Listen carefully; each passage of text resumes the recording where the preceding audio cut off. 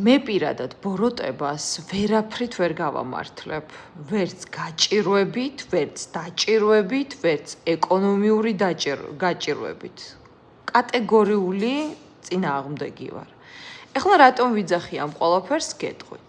უამრავი ადამიანი მოდის ჩემთან და ფიქრობ, რომ ბევრია საქართველოში ესეთი ადამიანი, რომელსაც აქვს ოჯახის წყევლა.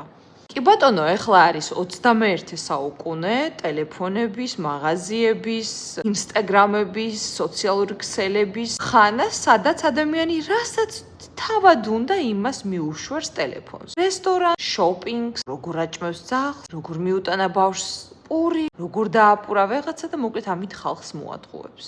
თავს შეიმოსავს ერთი სიტყვით სიკეთით, ან დადგება ტაძარში, სურათს გადაიღებს და ეს ეკლესიურია, მაგრამ ისტორია იმისთვის არის, რომ გავიხსენოთ ვინ ვართ და საიდან მოვდივართ. მე ადრეც ვთქვი და ეხლაც გავიმეორებ. ისტორიულად ადამიანები რიტუალიდან დაწყებული, თავის გადარჩენით დამთავრებული უსასტიკეს საქციელებს ჩადიოდნენ. ძარცვავდნენ ერთმანეთს, არბევდნენ და კლავდნენ. გადახედეთ ისტორიას.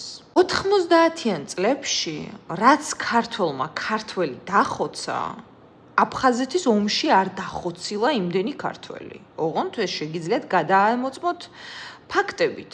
რას ნიშნავს ეს? ადამიანები ერთმანეთს უძარცვავდნენ სახლს, უკლავდნენ შვილებს, ბავშვებს, დიდებს, პატარებს, თოთოს, აჭრიდნენ თავებს, აკეთებდნენ ყველაფერს, უძარცვავდნენ სახლს. ბავშვების გაძარცვის მერე დაჟე მომხდარა ესეთი შემთხვევა, რომ დაჯდნენ და ნამცხვარიც კი ჭამეს და ბავშვი რაღაცა ცუდი დაუშავეს. ეს ხალხი და მათი შვილები დღეს ჩვენს გარშემო არიან, ზოგი მთავრობაში, ზოგი პოლიტიკაში, ზოგი ხელოვნებაში, ზოგი ჩვენ, ერთი სიტყვა, ბოროტება არ დასრულდება, როდესაც გენეტიკურად გადაეცემა ადამიანს.